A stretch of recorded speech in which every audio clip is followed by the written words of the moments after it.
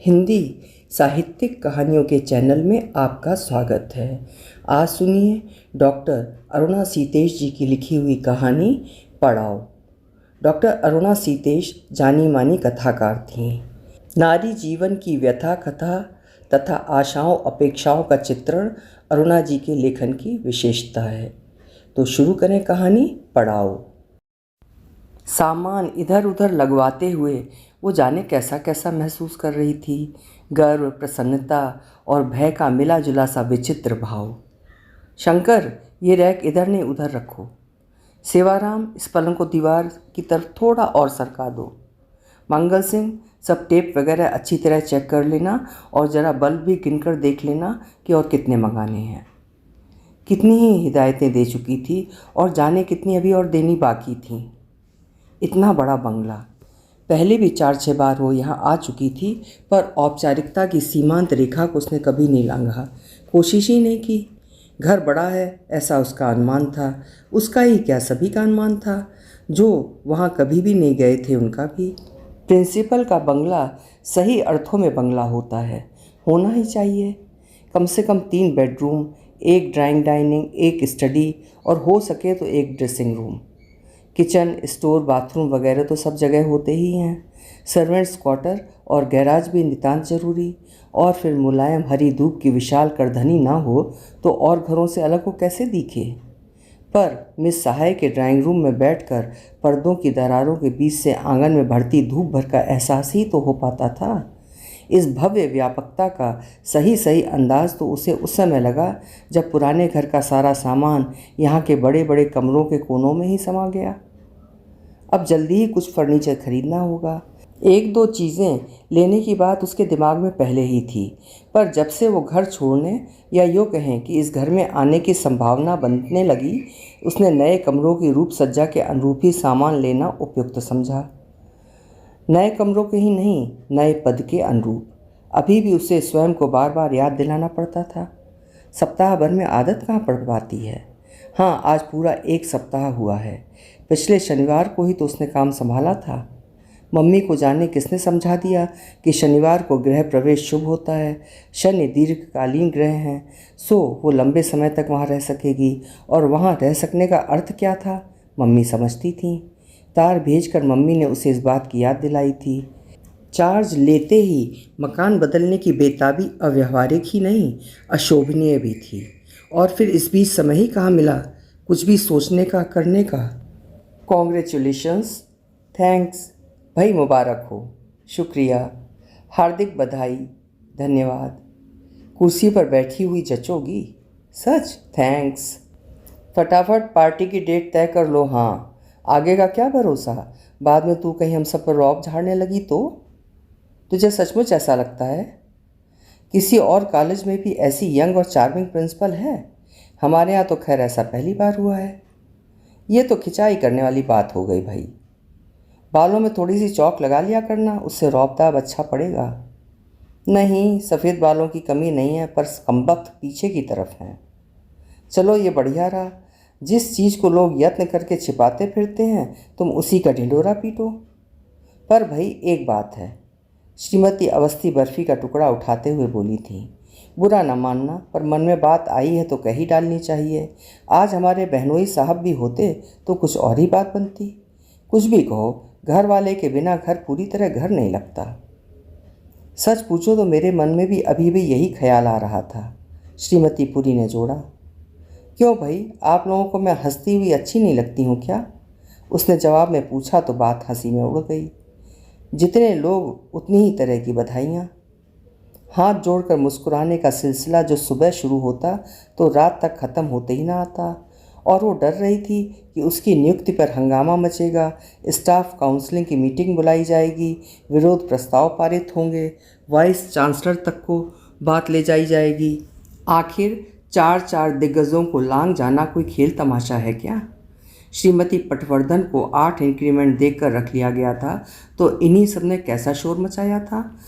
कचहरी तक को जाने का समय तय हो चुका था। मिस सहाय 3-4 महीने बाद रिटायर न होने वाली होती तो बात न जाने कहाँ तक पहुँचती। जाने के समय बेकार की दुश्मनी मोल न लेने के ख्याल से इसे अपना निजी इज्जत का सवाल न बनाकर मिस सहाय ने बुद्धिमानी ही दिखाई थी और मामला किसी तरह दब गया था। यही सब सोच सोच कर तो वो डर रही थी कि जाने अब क्या होगा। पीठ पीछे उसकी कितनी छीछालेदर होगी, कितनी बातें सुनाई जाएंगी, पर यहाँ तो कुछ भी नहीं हुआ। कोई मीटिंग नहीं, कोई कानाफूसी नहीं, कोई व्यंग नहीं। पिछले 4 दिनों में लगभग सारा स्टाफ आ चुका है बधाई देने। कुछ अकेली ही आई हैं, कुछ पति के साथ, पर आई सब हैं। हॉस्टल की अधिकांश छात्राएं भी। हिस्ट्री ऑनर्स की लड़कियां तो चॉकलेट लेकर आईं, वो उनकी प्रिय टीचर जो ठहरी। गवर्निंग बॉडी के भी सभी सदस्यों का फ़ोन आया। चेयरमैन ने तो फूलों के साथ बधाई का कार्ड भेजा। वो तो इतनी नर्वस थी और इस अप्रत्याशित स्नेह प्रदर्शन से इतनी मुग्ध कि मिस घोष ने जब उसे बधाई दी तो उसने उनके पैर ही छू लिए। साथ खड़ी मिसेस दसवानी और मिस टंडन तो देखती ही रह गईं। बाद में उसे भी अपनी भावुकता पर शर्म आई थी, पर पता नहीं क्यों इतनी वरिष्ठ प्रत्याशी से उस सहज सरल व्यवहार की उसे आशा नहीं थी। और मिस घोष की आवाज़ और शब्दावली में दूर तक भी किसी प्रकार की व्यंग्य की ध्वनि उसे नहीं मिली थी। वो बेकारी डर रही थी। डरपोक कहीं की। कौन कहा करता था? मन के किसी कोने में हल्की सी घंटी बजी। निशीथ। हाँ, निशीथ ही तो। पता नहीं कहाँ होगा। कितने ही सालों से कोई समाचार नहीं मिला। पहले नए साल पर कार्ड भेजता था तो पता चल जाता था कि कहाँ है, पर अब तो वो भी नहीं। खैर, उसे शिकायत करने का हक ही कहाँ है। वो चाहती तो अतीत की उन पीली तस्वीरों को जाने किसने उस दिन झाड़ पोंछ दिया था। समस्त प्रियजनों में उस खुशगवार क्षण को बांटने के पीछे क्या अपने सुख को बढ़ाने मात्र का प्रयोजन था? निशीथ से भला अब उसका क्या वास्ता? पर ये विविध स्मृतियाँ जाने क्यों उस शाम उसके चेतना कपाटों पर दस्तक देती रही थीं। धीमी पर दृढ़ ठक ठक। थक कर हार कर आखिर उसने स्वयं को उनके हवाले कर दिया था। पंख लगी चिड़िया सी वो उड़ती गई थी, शैशव कैशौर्य यौवन की भूली बिसरी वादियों की ओर। नमस्कार। हड़बड़ा कर वो बीज आकाश से नीचे गिरी थी। स्मृति शिशु भागकर इधर उधर दरवाजों के पीछे जा दुबके थे, मानो मेहमान के सामने आने में शर्मा रहे हों। सामने मिस्टर और मिसेस मेहता खड़े थे, बचपन के साथी और अब पारिवारिक मित्र। आओ आओ, कैसे भूल पड़े आज इधर? अरे भाई, तुम छक्के लगाओगी तो आना ही पड़ेगा। ये तो फ़ोन कर रहे थे, पर मैंने कहा कि नहीं, खुद चलकर बधाई देंगे। इतनी बड़ी सफलता रोज़ रोज़ थोड़ी ही मिलती है। अरे ये तो नहीं भाई, कमाल कर दिया, सुनकर बहुत खुशी हुई। रवि बीच में ही बोल पड़े। बहुत बहुत खुशी हुई। साधना ने पति के वाक्य में सुधार किया। पढ़ाई लिखाई का सही उपयोग तो तुम्ही ने किया है। अपन तो उतना सब करके ही नून तेल लकड़ी में रम गए। कभी कभी लगता है वो सब एक तरह से बेकार ही गया। पैसा, मेहनत, समय, सभी कुछ तो। अब तो बस घर है, बच्चे हैं, ये हैं, कॉफ़ी और ब्रिज पार्टीज़ हैं। रवि ने वाक्य पूरा किया। ठहाका कुछ थमा तो साधना ने सफाई दी। उस माहौल में और करें भी तो क्या? ये तो हो ही नहीं सकता कि किचन में जाकर खाना बनवा लिया, बच्चों को होमवर्क करा लिया, तुम्हारे साथ यहाँ वहाँ पार्टियों में भी पहुँचती रही और बीच बीच में ईट्स और इलियट खोल कर बैठ गई। ये तो 2 अलग अलग दुनिया हैं। इतनी जल्दी इधर से उधर पहुँचना मेरे तो बस के बाहर है। तभी कॉफ़ी आ गई थी और बातचीत रामू की बिरादरी पर आ टिकी। साधना ही क्यों, उस बार मिसेस शुक्ला भी तो कुछ ऐसा ही कह रही थी। उनके कॉलेज में वो राजधानी की ऐतिहासिक इमारतों की बनावट से संबद्ध किसी विषय पर वार्ता देने गई थी। विषय रोचक था और उसने काफ़ी मेहनत भी की थी। प्रतिक्रिया आशातीत रही। बड़ी देर तक छात्राएं उसे घेरे रहीं। तभी शशि शुक्ला बोली थी, तुम्हारे पास पढ़ने लिखने के लिए इतना समय है कि मुझे तो तुमसे जलन होती है। यहाँ तो बस दिन रात गुलामों की तरह गृहस्थी में खटना पड़ता है। लेक्चर्स तैयार करने के बाद और कुछ करने का समय ही नहीं बचता। कभी मियाँ को जुकाम है, कभी बच्चों को खांसी, कभी किसी के सिर में दर्द है तो कभी किसी का बाहर जाने का मन है। जिसकी भी ना मानो उसी का मुंह लटक जाता है। लेक्चर्स भी बस डर से तैयार हो जाता है, ये क्लास में बदनामी ना हो जाए। रिसर्च तो भूल ही गई। सच है, समय की उसे कभी कमी नहीं रही। मन हुआ तो रात के 9-9 बजे तक लाइब्रेरी में बैठी काम करती रही है। ऐसे मौक़ों पर उसने भगवान के न्याय को सराहा है। समय रहते सही निर्णय लेने के लिए स्वयं को सराहा है। वरन देर क्या रह गई थी, आज वो भी शशि शुक्ला या साधना की तरह शिकायत कर रही होती। नहीं नहीं, कर कैसे रही होती, वो तो असाधारण है, हर चीज़ में असाधारण। रूप रंग की तो बात खैर छोड़ ही दें, ये तो प्रकृति की देन है, उसकी रुचि की प्रशंसा हमेशा होती है। किसी को कोई भेंट देनी हो तो उसे अवश्य साथ ले जाया जाएगा, उसकी साड़ियाँ लोग बार बार देखेंगे, उसका घर ही देखने कितने लोग आते हैं। पहली बार जब मिसेस कुंजरू ने कहा था, भाई आपके घर की बहुत तारीफ सुनी है, एक दिन देखने आना ही पड़ेगा, तो वो कितना रोमांचित हुई थी। बार बार यही शब्द कानों में बजते रहे थे। अब तो खैर इस सब की अभ्यस्त हो गई है। सच ही तो है, अधिकतर घरों में चीज़ें बेतरतीब इधर उधर फैली रहती हैं, बच्चों की चिल्लपों चलती रहती है। कैसे सुंदरता रहे, कैसे शांति रहे, कैसे कोई गंभीर काम करे। बहुत बहुत पहले, अब साल तो याद नहीं रहा, उसने एक कहानी लिखी थी, तूफान से पहले और तूफान के बाद। प्रेरणा बिंदु था कल्पना सिन्हा के बच्चों का स्कूल से लौटना। तीनों बच्चों के बस्ते इधर, खाने के डिब्बे उधर, यूनिफॉर्म एक तरफ, जूते दूसरी तरफ, मोजे तीसरी तरफ, मुंह पोंछ कर डाला गया तौलिया एक और ही तरफ। मतलब ये कि पता चलता था कि कोई आया है, कोई घर में है। बच्चों का शोरगुल तो तब भी गनीमत है, पर अगर पतिदेव की झाएं झाएं भी साथ में जुड़ जाए तो बस हो गई छुट्टी। मिसेस सरकार के घर और क्या होता है, सुबह 6 बजे से 9 बजे तक और फिर शाम 3 बजे से रात के 10 बजे तक जो रिकॉर्ड चलता है, उसके तो बोल भी पड़ोसियों को रट गए हैं। उनकी मधुर वाणी सुनते ही लोग घड़ियाँ मिलाने लगते हैं। टीचर्स फेयरवेल में पिछले साल जयंती विश्वास ने जो स्क्रिप्ट तैयार की थी, उसके कम से कम आधे संवाद तो मिसेस सरकार के ही घर के थे। पहला वाक्य सुनते ही लोग पहचान गए, जयंती शुरू से ही शरारती रही है और दुष्ट भी। वो तो उस तरफ वाली खिड़की ही इसी कारण कभी नहीं खोलती थी। खिड़की बंद रखने पर शुरू शुरू में काफ़ी घुटन महसूस हुई थी, पर धीरे धीरे आदत हो गई। हवा का ना आना बर्दाश्त किया जा सकता है, पर इस तूतू में से तो उसका दिमाग ही बौखला जाता था। यहाँ की सब खिड़कियाँ खुली रह सकेंगी। उसने राहत की सांस ली। अटपटी आवाज़ें सुबह किरणों और शीतल पवन को अब भीतर आने से नहीं रोक सकेंगी। पलंग भी उसने इस तरह लगवाया था कि अंशुमाली का पलकों पर हल्का सा प्रथम स्पर्श ही उसे जगा दे। एक बात उसकी समझ में कभी नहीं आई, इस अनवरत महाभारत के बाद भी अगर मिस्टर सरकार को कभी दफ्तर से आने में 5 मिनट की भी देर हो जाए तो मैडम घोर चिंता का भाव लिए इधर से उधर चहलकदमी करती मिलेंगी। मजाल है जो बालकनी छोड़कर कहीं और झांक भी लें। शायद ठीक ही लोग उन्हें सनकी कहते हैं। और रक्षा शर्मा, सुना है राजेश गुस्से में मार भी बैठते हैं, गाली तो अक्सर ही जबान पर रहती है। रक्षा की शादी पर सभी को हैरानी हुई थी, और उससे भी अधिक हैरानी हुई थी हर महीने 5 किलो के हिसाब से वज़न घटाती, अपने पहनावे के प्रति पूरी तरह सजग एक दूसरी रक्षा को देखकर।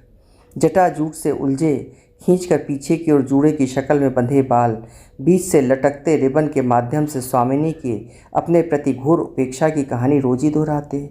वही केशराशि ब्यूटी पार्लर से जब घनीभूत और सुवासित हो पीठ पर लहराती बाहर निकली तो देखने वाले देखते ही रह गए। पहले की मोटी बेढब रक्षा और बाद की उस चरहरी चुस्त आकृति में जैसे कभी कोई संबंध रहा ही ना हो। इन्हें मोटे लोग पसंद नहीं। रक्षा लजाते हुए चुटकियों का जवाब देती, पर यह सिलसिला लंबा नहीं खिंचा। कुछ ही महीनों बाद रक्षा ने आंसुओं के बीच राजेश के बदलते व्यवहार के लाल नीले गवाह सुम्मी भटनागर के सामने लाकर खड़े किए थे। फिर तो देखते देखते रक्षा पहले से भी अधिक मोटी, पहले से भी अधिक बेढब होती चली गई, और एक दिन उसने छात्रावास में आवास के लिए अर्जी दे डाली। कुछ दिन वहां आकर रही भी। रक्षा की कई सखियों ने संधि प्रयास किए। श्रीमती साठे राजेश से मिली भी, सुना रक्षा ने पत्र लिखकर क्षमा भी मांगी। उसका कहना था वो राजेश के बिना नहीं रह सकती, चाहे जो भी हो। दयालु निर्णायक को कटघरे में खड़ी अभियुक्ता पत्नी पर दया आई और उन्होंने उसे अपने घर में रहने की अनुमति दे दी, जगह दे दी। रक्षा ने पति परमेश्वर के न्याय को स्वीकार किया। मिस्टर वर्मा ने तो कमाल ही कर दिया। बीबी की सहयोगी से ही इश्क लड़ा बैठे, और इश्क भी ऐसा वैसा नहीं, तलाक लेकर ही माने। पता नहीं बेचारी रीता पर क्या बीतती होगी जब सुनैना को रोज ही कॉलेज में सहना पड़ता होगा। दोस्ती के जोश में सुनैना ने रीता के बेटे को गणित पढ़ाना शुरू किया था। बेटे की जगह पति ने कब ले ली, सखी के लिए किचन में पकौड़े तलती रीता को पता ही ना चला। जगी तो सूरज सिर पर चढ़ाया था। पति का शारीरिक गणित ज्ञान भी अभी पूरी तरह पुख्ता नहीं हुआ था और सुनैना के सफल टीचर होने में जरा भी संदेह बाकी नहीं था। रीता बेटे को लेकर हॉस्टल चली आई थी ताकि उनकी पढ़ाई में खलल न पड़े। पति को थोड़ी बहुत चिंता चाय नाश्ते को लेकर अवश्य हुई थी, पर सुनैना ने फुर्ती से आगे बढ़कर सखी का घर संभाल लिया था। आखिर दोस्ती और किस दिन के लिए ही की जाती है। वो बहुत बची और बाल बाल बची। आज सब कुछ है उसके पास, सदाबहार रूप यौवन, एक से एक डिग्रियाँ, एक सफल टीचर होने का मान और अभिमान, घर में असीम सुख शांति, बड़ा ओहदा और स्वयं पर स्वयं का एक छत्र राज। उसकी ज़िंदगी उसकी अपनी है, सहज सरल, कहीं कोई हड़बड़ाहट नहीं, चिल्लपो नहीं, अभद्रता नहीं, अनियमितता नहीं। सत्यम शिवम सुंदरम यही तो होता है। अगर उस दिन निशीथ का कहा मान लिया होता तो यूँ तो बात 15 साल पुरानी है, पर लगता है जैसे कल ही घटी हो। और फिर बात भी ऐसी वैसी थोड़ी ही थी, भूलने का तो प्रश्न ही नहीं उठता। सभी कुछ तो तय हो चुका था। सविता और रमा से तो वो बता भी चुकी थी, उनसे उसका छुपा ही क्या था। बस औपचारिक रूप से तारीख की घोषणा भर करनी शेष थी। मम्मी ने तो पार्टी का इंतजाम भी पक्का कर लिया था। उनको हलवाइयों वाला तामझाम पसंद नहीं था। कार्ड छपने जा चुके थे, काफ़ी कुछ खरीदारी भी हो चुकी थी। कंगन तो उसने पिछले साल ही तुड़वाए, मोतियों का सेट नूपुर की शादी में दिया था। और तभी आया था वो दिन, वो क्षण, वो प्रसंग जिसने उसकी ज़िंदगी ही बदल कर रख दी।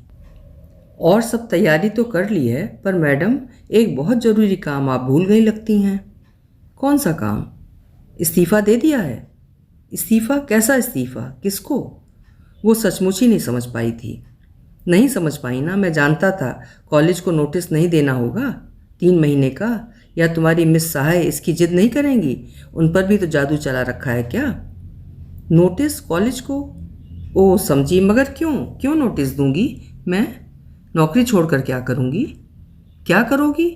अब की बार वो नहीं समझा था। क्या करोगी? वही जो सब करती हैं। पर मैं तो सब जैसी नहीं, लगी लगाई नौकरी यूं ही छोड़ दूं? क्या तुम मेरे कहने से अपनी नौकरी छोड़ दोगे? उन दोनों वो नारी शोषण, नारी आंदोलन एवं समानता पर लेक्चर्स दे रही थी। क्या? निशीथ को अपने कानों पर विश्वास नहीं हुआ था। 10,000 लोग अप्लाई करते हैं, 5,000 इम्तहान देते हैं, इन्हें गिने इंटरव्यू के लिए बुलाए जाते हैं। IAS कोई हंसी मजाक है क्या? तुम इसे छोड़ने की बात कह रही हो? और यूनिवर्सिटी की लेक्चरशिप क्या बाजार में थोक के भाव मिलती है? खुद उसे अपना स्वर कड़वा लगा था। इस बेकार की बहस से क्या फ़ायदा? निशीथ देर तक तर्क नहीं कर सकता था। ADM की पत्नी सर्विस करे तो क्या अच्छा लगेगा? लोग क्या कहेंगे? पिताजी मान भी गए तो भी माँ तो हरगिज़ नहीं तैयार होंगी। और फिर तुम्हारी सर्विस करने की ज़रूरत क्या है? मुझे तमाम सुविधाएं। निशीथ के लिए सर्विस करने का अर्थ शायद महीने की पहली तारीख को मिलने वाले रुपयों का लिफाफा भर था, पर उसके लिए अस्तित्व का सवाल था, सिद्धांत का सवाल था। माँ राजी नहीं होंगी, पर उसकी मम्मी तो राजी थी। कितने कष्टों से उन्होंने दोनों बेटियों को पढ़ाया लिखाया, सिर्फ इस अरमान के साथ कि वे आगे बढ़ें, ऊंची उठें, दुनिया में नाम रोशन करें, अपना, अपने माँ बाप का, अपने खानदान का। दीदी डॉक्टर बनकर उस सपने को पूरा कर रही हैं, वो भी पीछे नहीं रहेगी। हजारों लाखों की भीड़ में एक स्वर, एक चेहरा बनकर वो नहीं जी सकती। हजारों लाखों के आगे आगे चलने वाला स्वर और चेहरा बनेगी। पापा के चले जाने के बाद मम्मी ने किन मुसीबतों से उन्हें पढ़ाया वो भूली नहीं थी। बर्तन मांजने वाली महरी तक को निकाला, पर उन्हें अच्छे स्कूल से ना हटाया कि उनके मन में कहीं कोई कुंठा न रहे। यूनिफॉर्म के स्कर्ट ब्लाउज दोनों बहनों के बीच में 3 ही थे, पर क्लास की बेस्ट ड्रेस्ड छात्रा का बिल्ला उन्होंने कभी किसी और के हाथ न लगने दिया। और तो और बच्चों की किताबें पढ़ पढ़ कर उन्होंने इतना कुछ सीखा कि उनका होमवर्क करा सकें। मामूली कपड़ों पर कढ़ाई कर कर के घर को सजाया, इतना कि लोग धागों और टाकों में उलझ कर रह गए, कपड़ा देखना भूल ही गए। इतनी बड़ी हो जाने पर भी वो हरी फ्रॉक उसे आज भी याद है, जो अपने पीले और नारंगी फूलों के कारण क्लास की हर लड़की के घर घूम आई थी।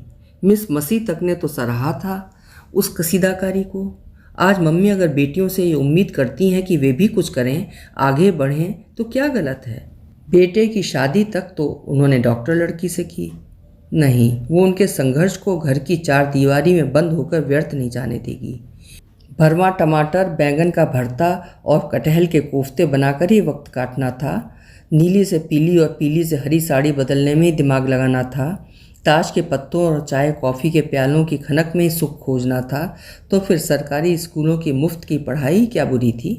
किसी न किसी तरह डिग्री ही हासिल करनी थी, तो फिर इतनी जद्दोजहद किस लिए की गई? इकलौते बेटे की पढ़ाई के लिए तो मम्मी को इसका 10वां हिस्सा भी खींचतान न करना पड़ता। 3 बच्चों की स्कूल की फीस, महंगी किताब कॉपियों पर खर्च, आए दिन के चंदे, कहीं भी तो कमी की गुंजाइश नहीं थी। बस अपने ऊपर ही कटौती की जा सकती थी, और उसमें मम्मी ने जरा भी संकोच नहीं किया, जरा भी देर नहीं की। रात रात भर जाग कर किस लिए पढ़ा था उसने? घरेलू जिंदगी के लायक आम श्रेणी तो औरों की तरह आखिरी महीने में पन्ने पलट लेने से भी आ जाती। क्लास छोड़कर सिनेमा देखने का ख्याल भी कभी मन में नहीं आया उसके। एक बार राका ने कहा था तो जाने कैसे क्लासरूम की दीवारों में यकायक अनूठे कांच के टुकड़े फिट हो गए थे, और हर टुकड़े में मम्मी खड़ी मुस्कुरा रही थी। किस लिए किया था ये सब, किस लिए? और उसने निर्णय ले लिया था। महीनों वो उस दिन को मनहूस दिन कहकर भूलने की कोशिश करती रही थी। फिर भी कभी कभी शंका और दुविधा की स्थिति में उसे ये लगा था कि कहीं वो निर्णय उसके अहम क्रोध या जल्दबाजी का ही परिणाम न रहा हो। आज लगता है वो दिन मनहूस नहीं, शुभ था। वो निर्णय ही सही निर्णय था। अगर उस दिन वो चूक गई होती तो आज जाने किस भीड़ का हिस्सा होती, किस पार्टी में खोखली हंसी हंस रही होती। शायद किसी को स्कूल भेज रही होती, किसी के स्कूल से लौटने की प्रतीक्षा कर रही होती, किसी के कपड़े निकाल रही होती, किसी के सहेज रही होती। आज वो कॉलेज जाती है तो बैठे हुए लोग उठ जाते हैं, जाने कितने हाथ नमस्कार की मुद्रा में जुड़ जाते हैं। उसके हस्ताक्षर के लिए लाइन लगी रहती है, उसकी हाँ के बिना काम रुका रह जाता है। आज उसका अपना अस्तित्व है, वो यानी नलिनी बोस। लोग उसे उसके कारण जानते हैं। इन 15 सालों में उसने लंबी यात्रा तय की है, बड़ी लंबी यात्रा। लोग कहते हैं उसकी रफ्तार भी बड़ी तेज है। कर कर घंटी को भी बदलवाना है, कल ही मंगल सिंह को कहना होगा। पर इस समय कौन आया है? चपरासी तो कभी के जा चुके, शायद फिर कोई बधाई देने वाला हो। चिर परिचित मुस्कुराहट का मुखौटा लगा वो दरवाजे की तरफ बढ़ी। तुम? आप? वो बीच में ही खड़ी रह गई। कुछ और सोच रही होती तो आज वो भी इच्छा पूरी हो जाती। हाँ मैं, कहो कैसी हो? वही आवाज़, वही लहजा। ठीक हूँ। व्यवस्थित होने में उसे विशेष देर नहीं लगी। आइए। 2-3 पत्रिकाओं ने पुराने संबंधों के पुनर्जीवित होने की भविष्यवाणी तो की थी, पर इतनी दूर तक उसने सोचा ही नहीं था। रवि से पता चला तो सोचा इस बहाने मिलना भी हो जाएगा। हार्दिक बधाई। धन्यवाद। उसे समय पर याद आ गया कि हिंदी की बातों का जवाब अंग्रेजी में देने पर निशीथ बहुत चिढ़ता था। पर यह तो बहुत पुरानी बात है, तब वो साहब कहाँ बना था। अब तो शरीर संपन्नता की परतों से लदा लगता है, डबल चिन्ह भी। पहले तो कितना ध्यान रखता था अपना। मकान ढूंढने में परेशानी तो नहीं हुई? उसने पूछने भर के लिए पूछा। नहीं, परेशानी क्या होनी थी? चौकीदार ने तुम्हारे पहले वाले घर में भेज दिया, वहाँ पता चला तुम यहाँ आ चुकी हो। फिर बड़ी देर तक वो अपनी नई पोस्टिंग के बारे में बताता रहा। वो चुपचाप उसका निरीक्षण करती रही, उसके पाइप और धुआं उगलने के अंदाज को देखती रही। किस अंदाज से इजाज़त लेकर लाइटर जलाया था उसने। बरेली से इंदौर जा रहा था, बीच में 2-3 दिन के लिए बहन के आग्रह पर यहाँ रुक गया था। अच्छा चलूँ? और उसके साथ ही वो उठ खड़ी हुई। अपनी उस बचकानी जिद के लिए मैं आज तक अपने को माफ़ नहीं कर पाया हूँ। अचानक वो दरवाजे में खड़ा हो गया। वो चुपचाप उसे देखती भर रही, एक नितांत रीति अर्थहीन दृष्टि। वो शायद उसके जवाब का इंतज़ार कर रहा था। माफ़ करना, एक कप कॉफ़ी के लिए भी नहीं पूछ सकी? सब कुछ इतना अस्त व्यस्त पड़ा है कि रामू भी कहीं गया हुआ है। बात को जिधर चाहे मोड़ देना उसे खूब आता था। Not at all. चलो आज की कॉफ़ी उधार रही, किसी दिन आकर पी लूँगा। निशीथ भी उससे कम नहीं था। अच्छा, गुड नाइट, उसे कहना ही पड़ा। Good night. उस दिन किसी का इंतज़ार उसे ज़्यादा नहीं करना पड़ा। माली के लाए हुए फूलों को यथास्थान लगाकर वो बाल सुखाने के लिए बरामदे में आकर बैठी ही थी कि एक सफ़ेद फिएट आकर सामने खड़ी हुई। इससे पहले कि वो कोई भी अंदाज़ा लगा पाती, निशीथ उसकी तरफ बढ़ रहा था। मैंने सोचा उधार ज़्यादा दिन नहीं चलाना चाहिए। उसने हंसकर रामू को आवाज़ लगाई। सिर्फ कॉफ़ी ही? कल से आज तक का सूद किसी और दिन। आज ही सब हिसाब चुकता कर दोगी तब तो मुश्किल हो जाएगी। लो इनसे मिलो। दिवाकर सान्याल अपने ही बैच के हैं, अभी कुछ ही दिन पहले यहाँ आए हैं। ये एरिया इन्हीं के चार्ज में है। कहने लगे अकेले बोर हो जाते हैं, तुम्हारी बिरादरी के हैं। मतलब? उसकी प्रश्न सूचक दृष्टि ऊपर उठी। अभी तक बैचलर ही हैं, निशीत ने बात साफ की। मैंने कहा अरे ये कौन मुश्किल काम है, अभी नीलू से मिलाई देता हूँ। कंपनी का ही नहीं, आंखों को सुकून मिलने का भी इंतज़ाम हो जाएगा। आखिर लड़कियों का कॉलेज है, कोई मजाक है क्या? उसने फिर आंखें तरेरी। अरे भाई, तुमसे मिलने आएंगे तो एक से एक हसीन कमसिन चेहरे हर तरफ फोकट में ही नहीं नज़र आ जाएंगे। आम के आम और गुठलियों के दाम। चलिए, टैक्स वगैरह की मुश्किल हुई तो आपके रहने से आसानी हो जाएगी। कल ही ऑफिस सुपरिटेंडेंट कुछ ओवर चार्जिंग की शिकायत कर रहे थे। नलिनी ने निशीत को रोकने के लिए विषय परिवर्तन किया। ओह श्योर, दिवाकर मुस्कुराया। अच्छा भाई, अब चलते हैं। कॉफ़ी का प्याला मेज पर रखते हुए निशीत उठ खड़ा हुआ। अभी 2-3 जगह और जाना है। बुआ जी के यहाँ भी कई साल से नहीं गया, हर पत्र में शिकायत करती हैं। सोचता हूँ वहाँ भी हाजिरी लगा ही डालूँ। फिर आना। हाँ हाँ, जब भी इधर आना हुआ ज़रूर मिलूँगा। असल में अब घर से निकलना कम ही हो पाता है, बुढ़ापा जो आ गया है। क्यों? निशीत ने समर्थन के लिए दिवाकर की ओर देखा। भाई, हमें बीच में ना घसीटिए, अपनी ही कहिए। हमारा बुढ़ापा तो अभी बहुत दूर है। I have yet to see life. Diwakar ने पहली बार मजाक किया। इसी बात पर याद आया, you have maintained your self very well. Nishit car में बैठते हुए नलिनी से बोला। थैंक्स। और जुड़े हाथों के आदान प्रदान के बीच धूल उड़ाती कार आगे बढ़ गई थी। दिवाकर इसके बाद कई बार आया था। उसका बंगला पास ही था। मिलने जुलने वालों की भीड़ छटती तो कार लेकर निकल पड़ता। ऐसी जगह भाग जाने का मन होता है जहाँ मेरी कद्र हो, मेरे पद की नहीं। यहाँ आकर मन को बड़ी राहत सी महसूस होती है, अक्सर ही वो नलिनी से कहता। नलिनी को भी लगता था कि अधिकतर लोग उसकी कुर्सी की वजह से उसके आगे पीछे घूमते हैं। दिवाकर से बात करके उसको भी हल्कापन लगता। बात यहीं तक रहती तो सब ठीक था, लेकिन तब ये कहानी कैसे बनती? समय काटने भर के लिए कराया गया परिचय समय बीतने के साथ साथ मित्रता की सीमा लांघकर कब इतना आगे बढ़ गया कि अब उसके बिना दिवाकर का समय ही न कटता। वो समझता था कि अदालत के आए दिन के दंगे फसादों को सुनते सुनते उसका मन जड़ हो गया है। समझता था कि रागात्मकता की वह वो पीछे छोड़ आया है। समझता था कि मंथर गति से ही अपनी ही रौं में बहने वाली उसकी जीवन धारा में किसी और के साथ या किसी और को साथ लेकर चलने वाली न कामना रही न क्षमता।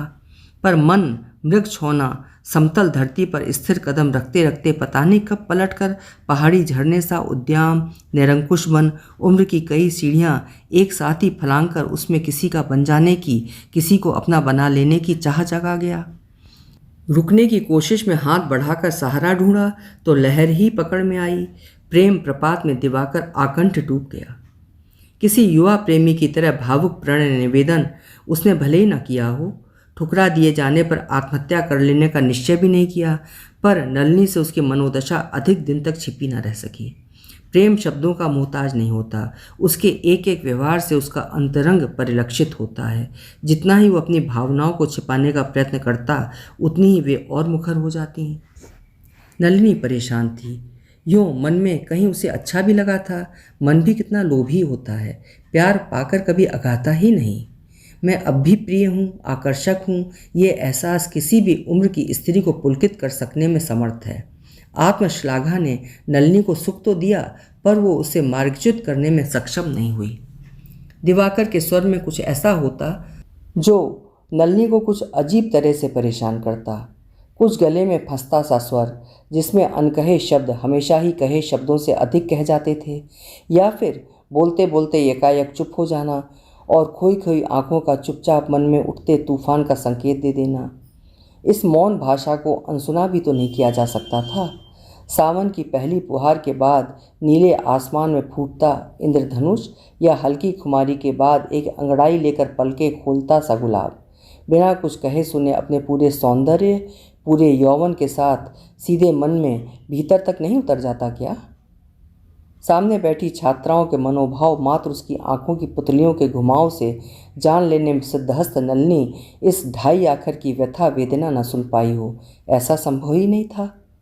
परोक्ष रूप से कई बार उसने दिवाकर को समझाना चाहा कि अब इसमें उसकी कोई रुचि नहीं है, उसके पास समय भी नहीं है इन सब के लिए, उसकी ज़िंदगी व्यस्त है, संपूर्ण है, अब वहाँ किसी के लिए स्थान नहीं। दिवाकर तो क्या, निशीथ के लिए भी नहीं। हाँ, तब जरूर बुरा लगा था। एक अजीब सी टूटन, एक अजीब सी निस्पृहता उसे घेरने लगी थी। वो उदास होती जा रही थी, जिंदगी के प्रति उदास, स्वयं के प्रति उदास। पर 3 साल विदेश रहकर जब लौटी तो वो फिर पुरानी नलिनी थी, हर क्लेश और उद्वेग से मुक्त। 3 साल में उसने 2 पुस्तकें लिखीं, एक पर तो पुरस्कार भी मिला। मम्मी ने घुमा फिरा कर शादी की बात चलाई, पर अतीत की कटुता कलुषता धुल भी जाती, तब भी कौन था जो उसे सही अर्थों में साथी के रूप में स्वीकारता।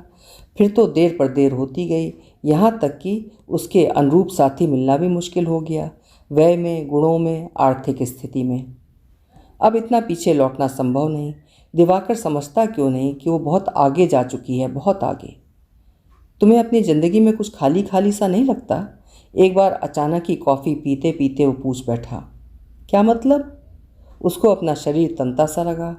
मतलब ये कि कुछ अधूरापन, कुछ खालीपन, कुछ। तुम अपने को अकेला सा महसूस नहीं करती? नहीं नहीं, जरा भी नहीं। कहते ही लगा, इस बार नहीं दोहराना जरूरी था क्या? सच कह रही हो? मैं तो भाई बुरी तरह परेशान हो गया हूँ।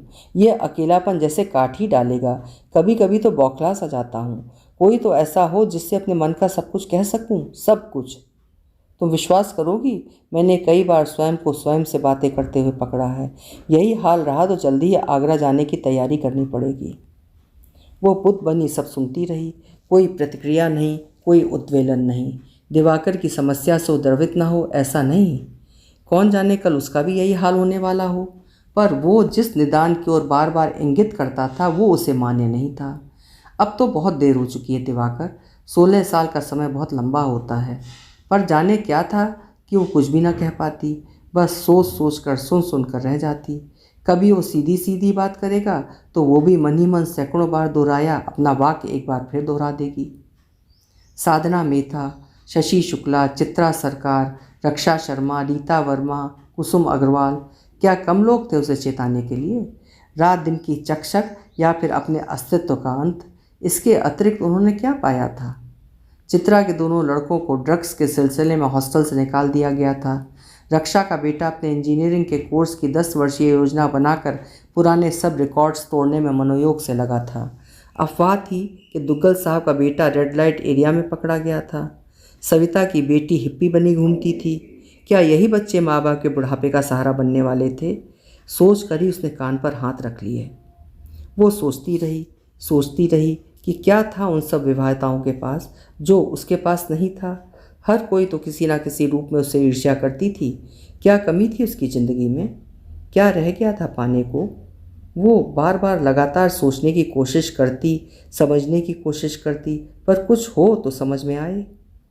उधर दिवाकर का आना बढ़ता गया, इधर उसका मनन गहराता गया। और एक दिन दिवाकर आया। बैठे बैठे अचानक जेब से एक अंगूठी निकालकर उसकी ओर बढ़ाता हुआ बोला, 16 साल देर से ही सही, मैं तुमको अपनी दुनिया में बुलाता हूँ। बोलो, आओगी ना? उसे पता था वो ऐसा कहेगा, बहुत दिनों से पता था। इस अवसर पर वो क्या जवाब देगी ये भी तो उसने सोच रखा था। वो क्षण भर को ठिठकी और अपना हाथ उसकी ओर बढ़ाकर उसने गर्दन झुका ली। और अब वो सोच रही थी कि अपने इस अप्रत्याशित निर्णय की सूचना सबको किन शब्दों में देगी। अभी आप सुन रहे थे डॉक्टर अरुणा सीतेश जी की कहानी पढ़ाओ। कहानी आपको कैसी लगी कमेंट बॉक्स में ज़रूर लिखिएगा। कल मिलेंगे इसी तरह ही किसी बेहतरीन कहानी के साथ। आपका समय शुभ हो।